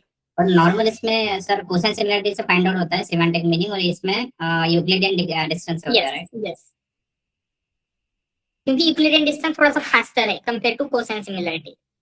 ओके, तो कैशिंग के लिए यही एक मेथड यूज होता है, सॉरी लेटेंसी कम करने के लिए, कि डिफरेंट मेथड्स भी है कुछ। यस, मतलब डिफरेंट दूसरी भी चीजें जैसे कॉस्ट ऑप्टिमाइजेशन एंड लेटेंसी की दूसरी मेथड, जैसे स्मॉलर मॉडल यूज करना, मतलब जो लार्जर मॉडल है वो टाइम ज्यादा लेते हैं, राइट। अगर आपका उतना प्रॉब्लम नहीं है तो स्मॉलर मॉडल यूज कर सकते हैं, या फिर मल्टीपल मॉडल राउटिंग करते हैं, वो देखेंगे हम कॉस्ट ऑप्टिमाइजेशन की कुछ और भी टेक्निक्स है, बट ये one of the most important technique बोल सकते हैं आप। आई डोंट थिंक ये इतना ज्यादा इंडस्ट्री में अभी यूज हो रहा है, बट ये मे बी फ्यूचर में इसका यूज बढ़ेगा, ठीक है। तो एक बेसिक आइडिया आपको आना चाहिए इसका सिमेंटिक कैशिंग का, ठीक है। क्लियर है,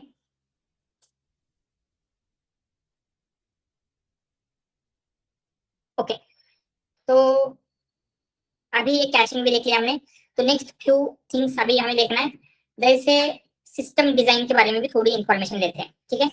सो सिस्टम डिजाइन क्या होते हैं, आपको आइडिया है व्हाट इज सिस्टम डिजाइन,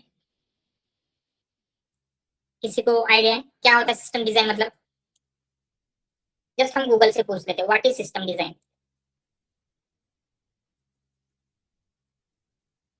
क्या होता है system design, a process of defining architecture component model interface data flow for a system satisfy specific requirements.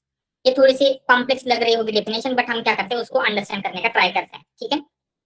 तो सिस्टम डिजाइन मतलब क्या है, आपको एक एप्लीकेशन डिजाइन करना है, ठीक है। कोई भी एप्लीकेशन जैसे जेएनआई का एप्लीकेशन, रैग एप्लीकेशन, आपको डिजाइन करना है, तो उसमें दो टाइप की चीजें होती है। एक होता है आपका फंक्शनल रिक्वायरमेंट। फंक्शनल रिक्वायरमेंट मतलब क्या होगा, यहाँ पे लिखते हैं फंक्शनल रिक्वायरमेंट। फंक्शनल रिक्वायरमेंट मतलब क्या होता है, आपका एप्लीकेशन रन होने के लिए कौन सी चीजें चाहिए, ठीक है। तो आपको एक कस्टमर केयर चैटबॉट चाहिए, तो उसकी फंक्शनल रिक्वायरमेंट क्या क्या होगी।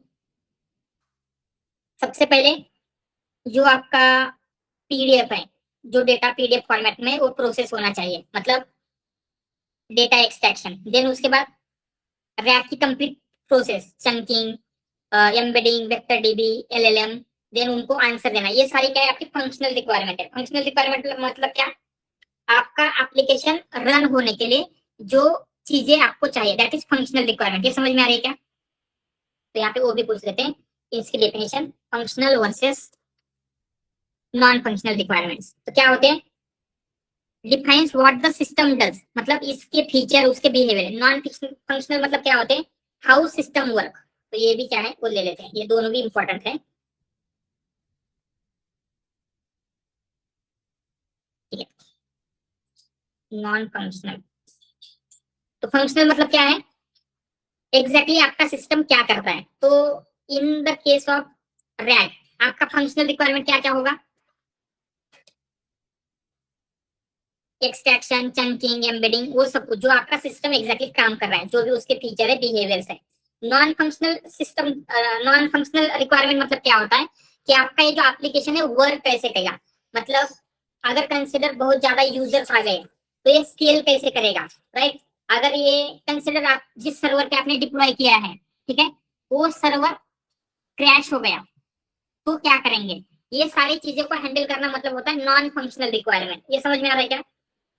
तो मोस्ट ऑफ द चीजें हमने जो देखी थी, या फिर जो डेवलपमेंट में होता है, जब तक आपका 5 6 ईयर्स ऑफ एक्सपीरियंस होता है, मोस्टली आपका काम यहाँ पे होगा फंक्शनल रिक्वायरमेंट में। आप क्या कर रहे हो, एग्जैक्टली सिस्टम क्या करेगा, उसके फंक्शन, उसकी कोडिंग कर रहे हो। बट जैसे ही आप सीनियर रोल पे जाओगे, मतलब 7 plus years of experience, 10 plus years of experience, आपको नॉन फंक्शनल रिक्वायरमेंट के बारे में भी सोचना होता है। मतलब जैसे मल्टीपल यूजर्स आएंगे, बहुत ज्यादा यूजर आएंगे तो कैसे स्केल करना है, अगर आपका सर्वर क्रैश हो गया तो कैसे करना है, आपकी लेटेंसी आपको रिड्यूस करना है, मतलब यूजर को जो एक्सपीरियंस है वो बेटर होना चाहिए, वो सारी चीजें आती है अंडर नॉन फंक्शनल रिक्वायरमेंट। समझ में आ रहा है क्या ये। सिस्टम डिजाइन मतलब ओनली फंक्शनल रिक्वायरमेंट जो हम अभी तक देख रहे थे, उसके साथ साथ you have to think about non functional requirement also. तो ये दोनों में डिफरेंस समझ में आ रहा है, functional and non functional requirements. Yes, clear है ना, किसी को कोई डाउट।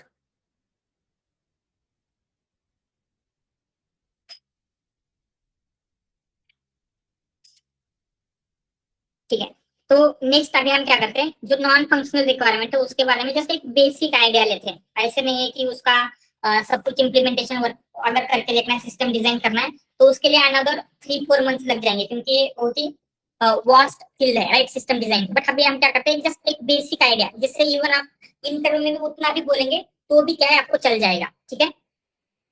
उस लेवल की एक बेसिक अंडरस्टैंडिंग हम क्या है इसका ले लेते हैं। तो आगे हम क्या करेंगे, कंसिडर आपने एप्लीकेशन डिप्लॉय किया है, ठीक है, आपका एप्लीकेशन डिप्लॉय हो गया। कहाँ पे डिप्लॉय करते हैं आप एप्लीकेशन, यस, सर्वर पे। सर्वर पे, ठीक है। आपका एप्लीकेशन रन हो रहा है, जो भी आपने सर्वर बिल्ड किया था, मे बी वो सर्वर EC2 हो सकता है, जैसे हमने EC2 पे डिप्लॉय किया था, राइट, या फिर एजुर VM हो सकता है। इट कैन बी एनीथिंग, जहाँ पे सर्वर मतलब क्या है basically, what you mean by server, yes, server में क्या मीनिंग होता है, We can say it as a virtual machine. Yes, एक वर्चुअल मशीन है, जैसे आपका लैपटॉप है, सेम वे में एक मशीन है, ठीक है। यहाँ पे हम एक सर्वर लिखते हैं, ये सर्वर है, जैसे आपका लैपटॉप है वैसे ही एक मशीन है, जस्ट उसकी क्या एक्स्ट्रा चीजें हैं। फर्स्ट थिंग, इसमें जो रन होना चाहिए, ये जो चालू, ये 24 आवर्स चालू रहनी चाहिए, राइट, क्योंकि यूजर कभी भी सर्वर को एक्सेस कर सकता है, उसको इंटरनेट का एक्सेस एंड इलेक्ट्रिसिटी का एक्सेस 24/7 होना चाहिए, क्योंकि अगर ये बंद हो गया तो आपका एप्लीकेशन कोई यूज नहीं कर सकता। एंड सेकंड होना चाहिए, पब्लिकली एक्सेसिबल होनी चाहिए। तो आपका लैपटॉप पब्लिकली एक्सेसिबल होता है क्या जनरली, नो, राइट। तो ये सर्वर क्या होता है, पब्लिकली एक्सेसिबल होता है। तो पब्लिक कैसे एक्सेस कर पाती है उसको, इसके आईपी से, पब्लिक आईपी से, राइट। तो आप आपके लैपटॉप को भी सर्वर बना सकते हैं, बट जनरली आप पब्लिकली उसका एक्सेस नहीं देना चाहोगे, राइट। इसलिए हम क्या करते हैं, सर्वर का यूज करोगे। तो सर्वर में क्या होता है, जो भी आपके यूजर्स है, आपका यूजर आएगा यहाँ पे, जो भी उसको इनपुट देगा, एंड देन जो भी ये सर्वर देगा, तो इस तरीके से दोनों का कम्युनिकेशन चलता है यूजर का, राइट। जो भी उसको चाहिए, चैटबॉट बिल्ड किया है आपने, जो कुछ भी बिल्ड किया सर्वर पे चलेगा। तो कंसिडर इस सर्वर की कुछ ये होगी, हम बोल सकते हैं कि उसका कुछ कॉन्फ़िगरेशन होगा। जैसे हो सकता है इसमें आपने 8 GB की रैम रखी है, ठीक है, 8 GB ऑफ रैम है, एंड देन मे बी उसमें 4 CPU है, ऐसे हो सकता है, राइट। तो हर एक रैम या फिर हर एक कॉन्फ़िगरेशन की एक लिमिट होती है, राइट। जैसे 1 यूजर आएगा, अभी आपके लैपटॉप में जितनी भी रैम है, तो कंसिडर मैंने उसमें, मुझे एक टैब ओपन करना है, ठीक है, मैं अगर क्रोम पे गया एंड मैंने मल्टीपल टैब्स ओपन किए, तो क्या होगा, एक पॉइंट ऐसा आएगा, आपकी जो रैम है वो फुल हो जाएगी, एंड ये सारा जो ये है वो क्रैश हो जाएगा। वाई, ये क्रैश क्यों होता है, क्या रीजन है, मतलब आपका होल ये जो, अगर मैंने मल्टीपल बहुत ज्यादा टैब्स ओपन किए, तो ये आपका क्रैश हो जाएगा। वाई, क्रैश क्यों हो जाएगा, क्या रीजन है, क्योंकि आपकी रैम फुल हो जाएगी, राइट। ऐसा होता है कि आपके साथ, मतलब जब आप बहुत ज्यादा एप्लीकेशन ओपन रखते हो, तो आपका होल थिंग रिस्टार्ट हो जाता है या फिर क्रैश हो जाता है, ये पॉसिबल है। यस, ऐसे जनरली होता है, क्योंकि उसकी एक लिमिटेशन है, इंफ्रास्ट्रक्चर की लिमिटेशन है। तो कंसिडर यहाँ पे मल्टीपल यूजर्स अभी आ रहे हैं, अभी आपका एप्लीकेशन छोटा था, बट मल्टीपल यूजर्स आ रहे हैं, तो ऐसे पॉसिबल है क्या, मल्टीपल यूजर्स अगर आ रहे हैं, तो इतना जो कॉन्फ़िगरेशन है, ये आपके उतने ज्यादा यूजर को हैंडल करने के लिए सफिशिएंट नहीं है, तो आपका ये सर्वर क्रैश हो जाए, हो सकता है। यस, ये प्रॉब्लम समझ में आ रहा है क्या, जब मल्टीपल यूजर आपके एप्लीकेशन को एक्सेस करेंगे, तो इतना जो आपके सर्वर का कॉन्फ़िगरेशन था वो सफिशिएंट नहीं है, तो आपका सर्वर क्रैश हो जाएगा।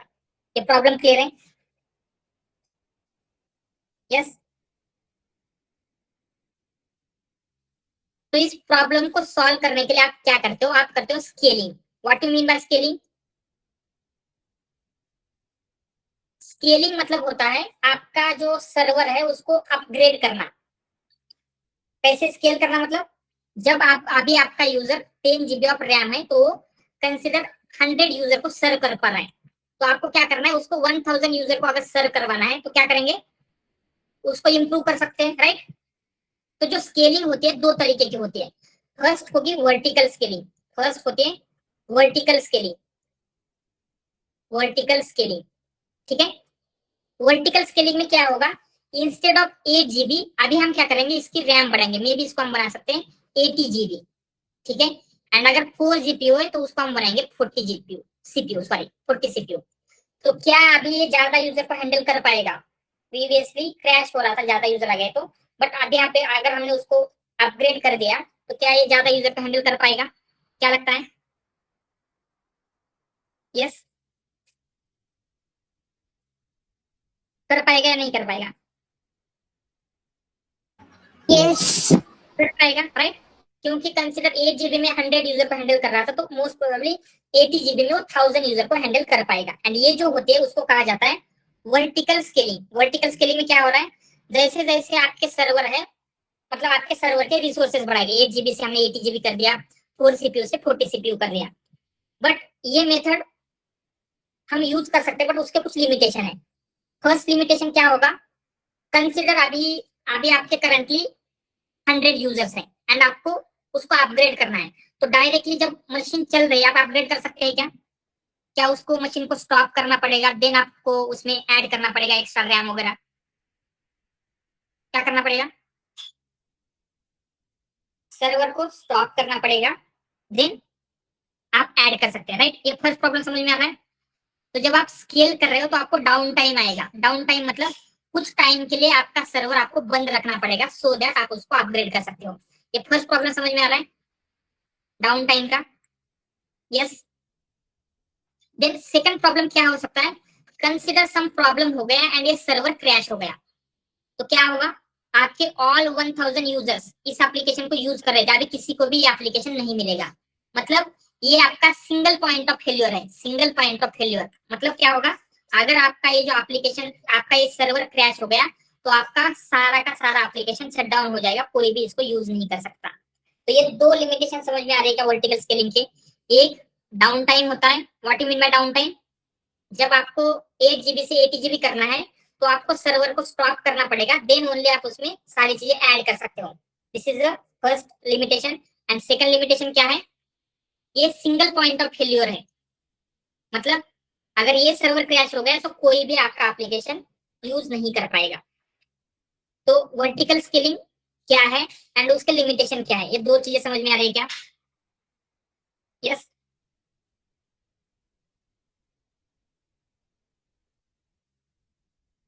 ऑलराइट। तो इसीलिए हम क्या करते हैं, instead of using vertical scaling भी यूज होती है बट मोस्टली प्रीफर किया जाएगा सेकंड नंबर की scaling, that is horizontal scaling. Horizontal scaling, तो ये हॉरिजॉन्टल स्केलिंग क्या है? अभी हम 8 GB से 80 GB नहीं करेंगे, इंस्टेड ऑफ क्या करेंगे, यहाँ पे एक आपका सर्वर है, ठीक है, ये सर्वर है, इसकी भी सेम कैपेबिलिटी रखते हैं, 8 GB ऑफ रैम है एंड इसमें 4 CPU है। तो जैसे ही ज्यादा यूजर आएंगे हम इसको इंप्रूव नहीं करेंगे, हम एक और एक्स्ट्रा सर्वर ऐड करेंगे, ये भी क्या होगा, 8 GB 4 CPU। अगर और ज्यादा यूजर आएंगे तो एक और ऐड करेंगे, यहाँ पे भी 8 GB 4 CPU। तो अभी अगर आपको न्यू सर्वर क्रिएट करना है तो इस सर्वर को स्टॉप करने की जरूरत है क्या? Yes, no, right. तो आपका डाउन टाइम आएगा यहाँ पे, no. And single point of failure जो था, सिंगल पॉइंट ऑफ फेल्योर मतलब अगर ये सिंगल आपका सर्वर क्रैश हो गया तो होल एप्लीकेशन आपका स्टॉप हो रहा था, बट अभी ऐसे हो गया, अगर ये सर्वर क्रैश हो गया तो बाकी के दो सर्वर है क्या आपके पास? यस। तो जो वर्टिकल स्केलिंग के दो मेन प्रॉब्लम थे, first down time and second single point of failure, ये दोनों प्रॉब्लम इस हॉरिजॉन्टल स्केलिंग से सॉल्व हो रही है क्या? यस। समझ में आ रहा है ना ये, या बहुत ही हाई लेवल पे जा रहा है? एक बेसिक आइडिया दे क्या हो रहा है। यस। क्या हो रहा है, समझ में आ रहा है या नहीं?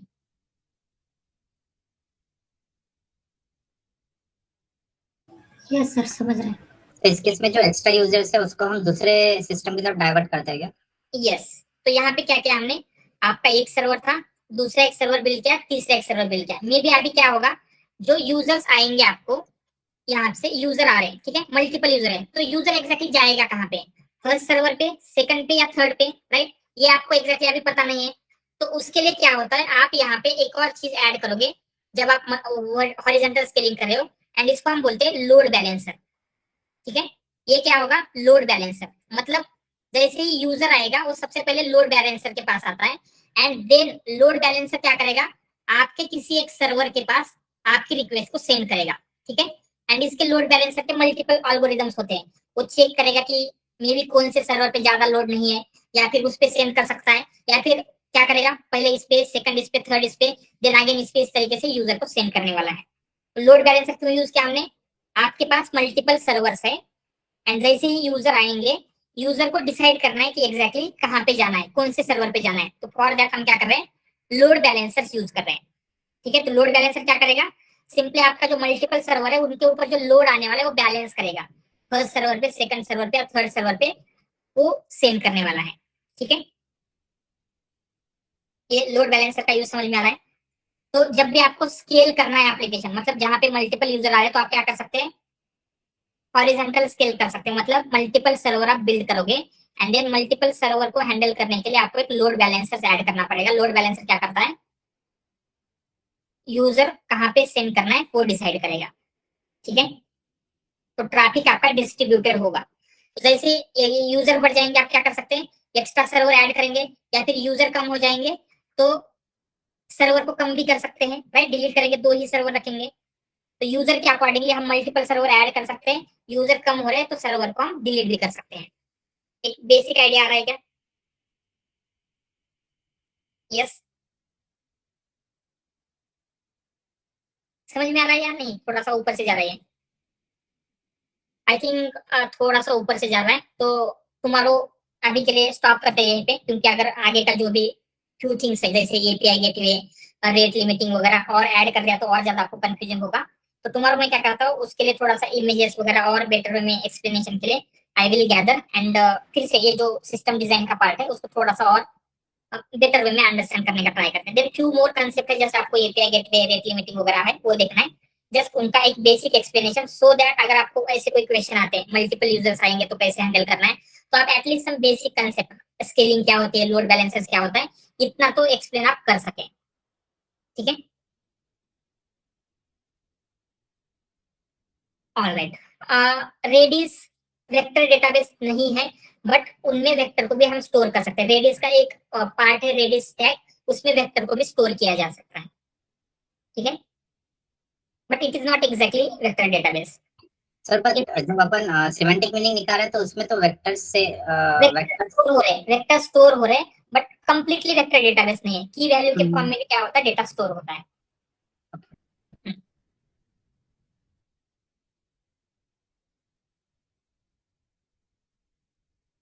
ठीक है, तो ये सिस्टम डिजाइन का पार्ट हम क्या करते हैं, तुम्हारा थोड़ा सा और रिपीट करेंगे, मतलब with some more explanation, and then बाकी की जो भी चीजें थी, ये पहले सिमेंटिक, ये क्लियर है, सिमेंटिक कैशिंग इतना पार्ट तो क्लियर है सबको, what is semantic caching and करना कैसे है। क्योंकि तुम्हारा जब हम कॉस्ट ऑप्टिमाइजेशन या लेटेंसी रिड्यूस करने की फ्यू टेक्निक देखेंगे, उसमें one of the most important technique होती है दिस वन, सिमेंटिक कैशिंग। ठीक है, ऑलराइट। सो ठीक है, anything else, any other question?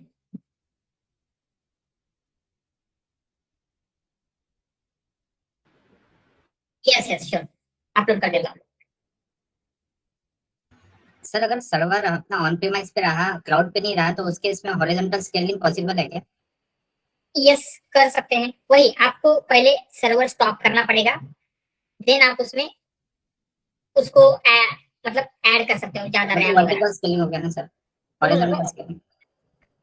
Horizontal scaling मतलब क्या है, जहाँ पे आप मल्टीपल सर्वर ए करना है आपको, तो क्या करेंगे, जो आपका ऑलरेडी एक सर्वर है, ठीक है, तो क्या करेंगे, दूसरा भी एक सर्वर आपको ऑन प्रीमाइस से बिल्ड करना पड़ेगा। तो पॉसिबल होता है, प्रीवियसली जब क्लाउड वगैरह नहीं थे ऐसे ही वर्क होता था। इवन जो लार्जर एमएनसी है जैसे गूगल वगैरह, वो भी क्लाउड में है, बट क्या है, फेसबुक वगैरह है, उनका खुद का इसी तरीके से वो हैंडल करते हैं। उनके बहुत ज्यादा मशीन होंगे, जैसे ही यूजर आते हैं तो कुछ मशीन को ऑन करेंगे, कुछ सर्वर को ऑन करेंगे, जैसे ही यूजर नहीं होते मशीन को ऑफ करके रखते हैं। तो ऑन प्रीमाइसेस भी दोनों चीजें पॉसिबल होती है।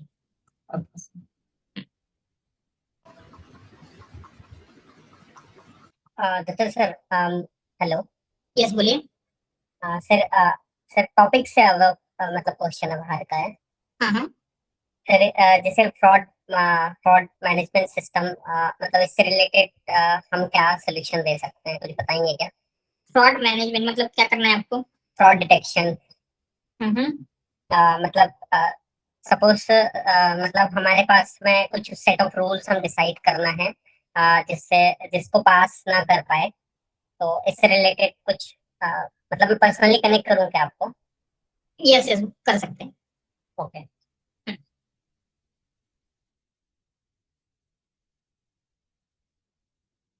All right, anything else, any other question?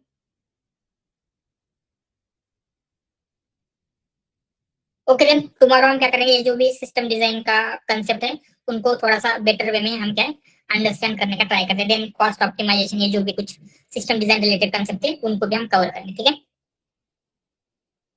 All right.